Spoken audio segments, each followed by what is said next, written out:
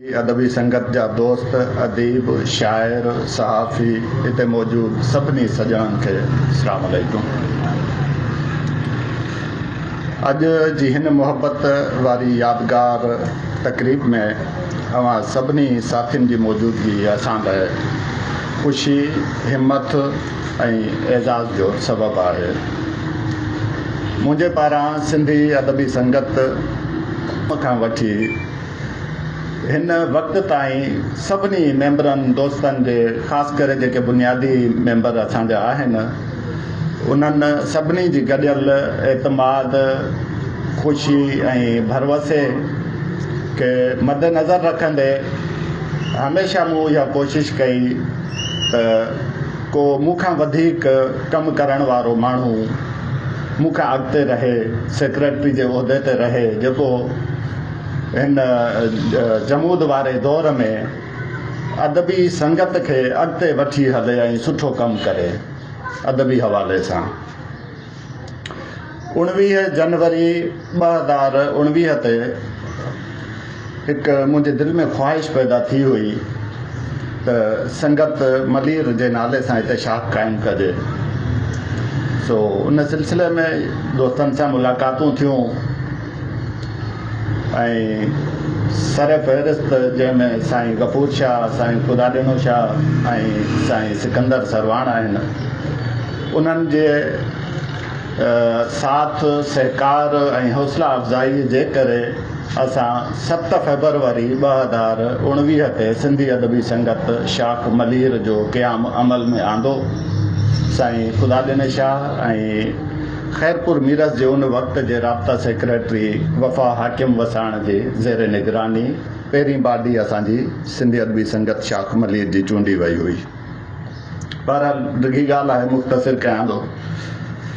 मुंहिंजे लाइ इंतिहाई फ़ख़्र ऐं ख़ुशी जी ॻाल्हि आहे त असांजे संगत मलीर जे साथियुनि पंहिंजे ख़ुलूस, महिनत ऐं अदबी शऊर सां सिंधी अदबी संगत शाख मलीर खे सॼी सिंध में हिकु सुञातल, मुतहरिक ऐं बावकार अदबी शाख बणाए छॾियो आहे। इन में मूंखां अॻु में जेके सेक्रेटरी दोस्त रही चुका आहिनि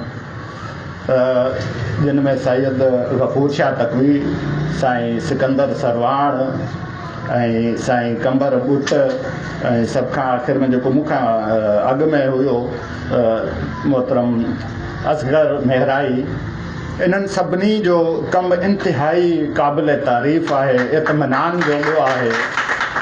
हिकु वण जो ॿूटो असां लॻायो हो, नंढड़ो ॿूटो असां लॻायो हो अदबी संगत शाख मलीर जे नाले सां, जेको हाणे वधी वण थी वियो आहे ऐं उन वण जी छांव में असां हाणे जेको आहे गॾिजी सॼी जेको बि सरगर्मियूं आहिनि उहे कयूं पिया था। मुंहिंजी कोशिशि इहा ई रही शुरू खां वठी त संगत मलीर जे सेक्रेटरी जे उहिदे ते को कम वारो माण्हू हुजे जेको शाख जे लाइ हितां मलीर जे अदबी वायुमंडल जे लाइ बहितर कमु करे सघे। सो मुंहिंजे इन्हनि उमेदनि ते मूंखां अॻु जेके बि सेक्रेटरी अची चुका आहिनि हिन शाख जा, उहे बिल्कुलु बि पूरा लथा आहिनि। उन सां गॾोगॾु असां संगत शाख मलीर तरफ़ां हमेशह इहा कोशिशि कई त पुराणनि साथियुनि सां गॾु नवनि दोस्तनि खे बि साॻी इज़त, एतमाद ऐं हिमत सां अॻिते आंदो वञे, जीअं अदबी सफ़र जो ही कारवान तसलसल सां हलंदो रहे। अॼु जॾहिं 7 सालनि जो सफ़र तय थी वियो, 8 साल हले पियो, त दोस्तनि मूं ते इहा सेक्रेटरीशिप जी ज़िमेदारी रखी आहे, जेका पंहिंजे लाइ वॾी इज़त ऐं एज़ाज़ जी ॻाल्हि सम्झां थो। छो त